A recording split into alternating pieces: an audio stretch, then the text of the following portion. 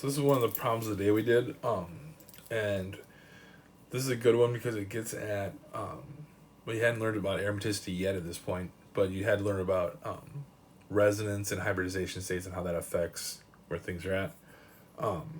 So two nitrogens here in this parole, or no, it's not a parole, something else. But forget, I'm blanking on that right now. That's okay. So you have these two nitrogens. So what's the hybridization state of each nitrogen? They're both actually sp2 hybridized. Box it up. For nitrogen B and A, the lone pairs though are in different places. This lone pair is in a p orbital, and this lone pair is in an sp2 orbital. Now, how did I know that? They're both sp2 hybridized. The hybrid orbitals for sp2 hybridized, of course, are p, sp2, sp2, and sp2. Those are the hybrid orbitals that go with that hybridization state. So only p orbitals make pi bonds.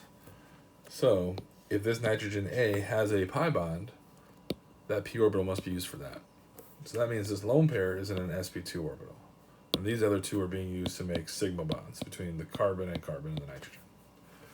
That means this can't do resonance because resonance, lone pairs have to be in p orbitals to do resonance. So that means this is not doing resonance. A lone pair that's able to do resonance, or even better, it's in an aromatic ring, is not reactive. It's not as reactive because those electrons are being spread out. That makes them less reactive. So for this one, this will be more reactive. This will be less reactive because it can do resonance, and even more so, is part of an aromatic ring system. An aromatic system, so it's even less reactive. Now, let's think about knowing that, how this react with an acid. So let's say we have H+. So we decided Na is the more reactive one, so that's the lone pair we should use. So what's its conjugate acid going to be? So if this is a base, right, what's its conjugate acid going to be? So we had to decide which part of it was the most reactive, the most basic. We decided it was here. So this would be the conjugate acid. Now, we didn't break up aromaticity here, right? So equilibrium reaction, of course. We did not break up aromaticity.